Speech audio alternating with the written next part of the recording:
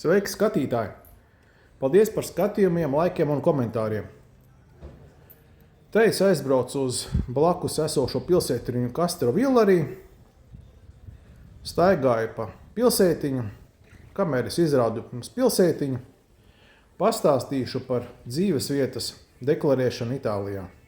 Iepriekšējos video es teicu, ja vēlās saņemt atlaidi, iegādājoties nekustamo īpašumu, saņemt atlaidi prima casa, vienīgais pirmais īpašums Itālijā, ir nepieciešams 18 mēnešu laikā deklarēties. Tātad šodien parunāsim par to, kas ir deklarēšanās Itālijā un kā viņi ir veicami. Kā arī komentēšu, kā man tas sanāca. Tātad par dzīves vietas deklarāciju Itālijā. Dzīves vietas deklarēšana uz Itāliju. Kam tas paredzēts? Eiropas Savienības pilsoņiem, kas vēlas uzturēties Itālijā ilgāk par 3 mēnešiem. Pakalpojums ir pieejams arī Eiropas pilsoņu ģimenes locekļiem, kuri nav Eiropas Savienības pilsoņi. Kas ir deklarēšanās? Pakalpojums ļauj jums pārcelties uz kādu no Itālijas pašvaldībām un iesniegt dzīvesvietas deklarāciju. Kad pārcelšanās būs pabeigta, jūs tiksiet reģistrēts dzimtsrakstu nodaļā un varēsiet izmantot valsts dzimtsrakstu nodaļas pakalpojumus. Kas būs nepieciešams, lai deklarētos Itālijā? Aizpildot dzīvesvietas deklarāciju, jums tiks lūgts iesniegt dokumentos norādīto personisko informāciju. Pirms deklarācijas aizpildīšanas pārliecinieties, vai jums ir pieejami šādi dokumenti. Personas apliecība, pase vai derīgs ceļošanas dokuments. Itālijā pieprasīs dokumentu, kurā norādīta dzimšanas vieta. Latvijas ID kartē laikam dzimšanas vietu nenorāda. Būs nepieciešams Itālijas nodokļu kods. Ģimenes locekļa, pie kura pārceļieties personas dati un nodokļu maksātāja kods. Jebkurās manipulācijās Itālijā būs nepieciešams Itālijas nodokļu kods. To var iegūt arī pirms pārcelšanās uz Itāliju, ierodoties Itālijas vēstniecībā Latvijā. Norādot to, ka vēlaties Itālijas nodokļu kodu, jo vēlaties pārcelties uz dzīvi Itālijā vai iegādāties Itālijā nekustamo īpašumu. Process nav sarežģīts, jāiesniedz dokumenti, jāuzraksta pieteikums un pēc kaut kādām dienām jums šāds Itālijas nodokļu kods tiks piešķirts. Tātad būs nepieciešams zemes grāmatas dati par īpašumu, kurā dzīvosiet, ja esat īpašnieks. Īres līguma dati un īpašuma īpašnieka personas apliecība, ja neesat īpašnieks. Katra atsevišķā gadījumā var būt nepieciešami arī citi dokumenti. Ja pārceļieties uz Itāliju darba dēļ, būs nepieciešami dokumenti, kas apliecina jūsu statusu kā algotam darbiniekam vai pašnodarbinātam darbiniekam. Ja pārceļieties studiju dēļ un neesat nodarbināts, dokumenti, kas apliecina jūsu iestāšanos izglītības iestādē. Pašdeklarācija par pietiekamu ekonomisku resursu esamību, lai izvairītos no valsts sociālās palīdzības izmantošanas. Veselības apdrošināšanas polise, kura sedz riskus valsts teritorijā un ir derīga vismaz 1 gadu vai studiju laikā. Eiropas veselības apdrošināšanas karte, EVA karte, šajā gadījumā nebūs derīga. Ja pārceļaties nebūdams darbinieks vai students, būs jāizpilda pašdeklarācija par pietiekamu ekonomisko resursu esamību, lai izvairītos no valsts sociālās palīdzības izmantošanas. Arī būs nepieciešama veselības apdrošināšanas polise, kas sedz riskus valsts teritorijā un ir derīga vismaz 1 gadu vai studiju laikā. Eiropas veselības apdrošināšanas karte, EVA karte arī šajā gadījumā nebūs derīga. Bet ir liels bonus, ja esat pensionārs, jo, ja esat pensionārs, būs nepieciešama S1 forma, kura ir pieprasāma Latvijas Nacionālā veselības dienestā. Šis dienests dokumentu nosūta pa pastu. Man to atsūtīja uz Itāliju. S1 forma aizstāja veselības apdrošināšanas polisi un tādā veidā var būtiski ietaupīt. Ja jūs atkal apvienosieties ar ģimenes locekli, būs nepieciešama laulības apliecība, ja atkal apvienošanās notiek starp laulātajiem. Dzimšanas apliecība, kas apliecina paternitāti un maternitāti, ja notiek bērnu un vecāku atkal apvienošanās. Manā gadījumā bija tā, ka esmu dzimis PSRS, pašvaldībā bija jāiesniedz dzimšanas apliecība. PSRS kā tāds vairs neeksistē. Un pirms braukt uz Itāliju es neapdomājos par tādu lietu kā aktualizēt dzimšanas apliecību. Man sanāca nepatīkams pārsteigums, jo tā dzimšanas apliecība, kas bija man uz rokām, PSRS laikā izsniegta, kur ir latviski un krieviski, nav spēkā esoša. Un es caur Latvijas vēstniecību Itālijā, proti Romā, biju spiests par diezgan lielu naudu pieprasīt dzimšanas apliecības dublikātu ar tulkojumu itāļu valodā. Jā, man to sagatavoja, es viņu apmaksāju un kurjers viņu nogādāja. Bet, pirms dodaties uz Itāliju, padomājiet, vai jums dzimšanas apliecība, ja tāda būs nepieciešama, ir aktuāla un nav jāizņem tās dublikāts atjaunotajā valstī. Jo, ja dzimšanas apliecība izsniegta pirms 91. gada, tad īsti viņa spēkā vairs nebūs. Tā, kā pieprasīt pakalpojumu par dzīvesvietas deklarēšanu? To var pieprasīt klātienē savā pašvaldībā vai online. Es gāju un iesniedzu dokumentu savā pašvaldībā.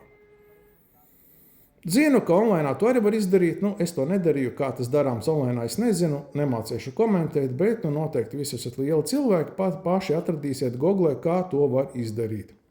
Cik tas maksā? Paziņojums par pārcelšanos uz Itālijas pašvaldību un reģistrāciju valsts dzimstrakstu nodaļā ir bez maksas. Laiki un termiņi. Pēc iesniegšanas deklarāciju apstrādā attiecīgā pašvaldības dzimstrakstu nodaļas darbinieki. Apstrādes laiks var atšķirties atkarībā no individuāliem gadījumiem. Es pateiktu, ka principā tas ir no 3 nedēļām līdz bezgalībai. Man sanāca tā, ka es iesniedzu visus dokumentus. Gaidu, kad viss notiks. Nekas nenotiek. Ierodos pašvaldībā. Cilvēks, kas nodarbojas ar šiem jautājumiem, nāca uz darbu 2 reizes nedēļā, uz pāris stundām. Bet tad viņš bija atvaļinājumā, tad viņš bija saslimis, vēl kaut kas bija. Es domāju, ka esmu jau deklarēts, ierodos pašvaldībā. Viņš paziņo, ka es gribēju tikko sākt reģistrēt jūsu lietu, bet man nav dokuments, kurā būtu minēta jūsu dzimšanas vieta. Protams, man bija derīga Latvijas Republikas pase. Un es to izdarīju, bet tas, kad interesanti šeit ierēģi strādā. Laiks iet, termiņi iet, es nezinu, Latvijā principā ir kontrole uz termiņiem, te laikam īsti nav. Tā kā, ja es nebūtu gājis un bakstījis, es nezinu, vai es tagad būtu deklarējies. Varbūt vēl būtu viss procesā. Protams, tas atkarīgs no katras pašvaldības un no katra atsevišķā ierēģiņa, cik viņš ir kompetents. Manā gadījumā bija tā, ka mazs miestiņš, un laikam šeit nebija pirms tam deklarējušies Eiropas Savienības iedzīvotāji, un viņš bija pieredzējis strādāt tikai ar marokāņiem. Varbūt arī tāpēc sanāca ļoti smagi, jo viņš visu informāciju interesējās, pārbaudīja, zvanīja uz Romu, vilka līdzi ar pirkstu likumā norādītajiem. Varbūt nākošreiz viņš būs pieredzējušāks, un nākošiem cilvēkiem, kas ieradīsies no Eiropas Savienības dalībvalsts, varbūt veiksies ar viņu labāk, un viņam būs jau šāda tāda pieredze. Tātad, pieņemsim, vai jūs esat deklarējies? Viss ir kārtībā, kā saka, notika maģija. Pēc dzīvesvietas deklarēšanas ir obligāti jāsaņem Itālijas ID karte. To var izdarīt savā pašvaldībā. Tas ir maksas pakalpojums, bet pirmreizēju dokumentu izsniegšana izmaksā mazāk kā Latvijā. Man izmaksāja 22 eiro, izsniedz uz 10 gadiem. Principā tur ir tā, ka laikam bija 16 eiro un plus kaut kāds tur pašvaldības nodoklis, kas kaut kādos reģionos varētu atšķirties. Bet plus mīnus varētu summa būt ap 22 eiro. Nav tā kā Latvijā, kad katrā PMLP nodaļā cilvēki sēž, tur ir fotoaparāti, te ir pēc vecās labās metodes jāiet uz pašvaldību ar fotogrāfiju, jāizpilda pieprasījums, jāiesniedz fotogrāfija, tad viņi šo pieprasījumu un fotogrāfiju nosūta kaut kur uz rajona centru droši vien, un ID karti pēc tam atved ar kurjeru. Biju pārsteigts, kad Itālijas ID karti man jau atveda kurjers pēc 3 dienām, pēc dokumentu noformēšanas. Latvijā dokumentu noformēšana, man liekas, ir daudz ilgāka. Ja nemaldos, tad bija 10 dienas. Steidzamības kārtībā bija ātrāk, bet tad arī nodoklis bija jāmaksā lielāks. Es nepieprasīju steidzamību, taču jauno dokumentu saņēmu jau pēc 3 dienām. Tā kā principā ar dzīves vietas deklarāciju ir tā, katrā pašvaldībā tas atšķirsies. Man sanāca tā, jums droši vien būs savādāk. Lielās pilsētās droši vien, kad tas viss notiek daudz raitāk, cilvēki ir pieredzējušāki, zina, kas un kā darāms, kas un kā jādara. Mazos miestiņos var būt diezgan smagi. Bet nepavelti pēc īpašuma iegādes tiek dots termiņš 18 mēneši, lai deklarētu savu dzīvesvietu. Es nesaku, ka jums 18 mēnešu laiku paņems, bet principā dokumentu kārtošanai vajadzētu paņemt kaut kādu laiku rezervi. Tāpēc, kad Itālijā ir tā, ka ja tas ir kaut kāds augustā Itālija iet atvaļinājumā, līdz ar to visas lietas apstājās, un ja tur izskatīšanas laiks būs uz augustu, tad, protams, ka neviens neko nedarīs, un pie dokumentu izskatīšanas atgriezīsies tikai septembrī. Manā gadījumā bija tā, ka cilvēks aizgāja atvaļinājumā, pēc tam cilvēks sāslima, pēc tam vēl kaut kas bija, pēc tam nebija noskaņojuma, varbūt tad viņš tur kaut ko tur muļājās, visādi var būt. Katrā ziņā, ja jūs ieliksiet rezervīti kaut kādi 6 mēneši šim pasākumam, ar 6 mēnešiem es domāju, ka vajadzētu pietikt. Un ja jums neviens nezvana, tad varbūt tiešām vajadzētu aiziet painteresēties, kas tur notiek. Un vēl būtisks moments, ka nav tā kā Latvijā, ka jūs iesniedzat to dzīvesvietas deklarāciju un, teiksim, tur online tas ir principā momentā, papīra veidā tas ir nedaudz ilgāk. Šeit ir tā, ka pēc iesniegšanas atbrauc policijas darbinieki uz dzīvesvietu, pārbaudīt, vai tiešām jūs tur dzīvojat.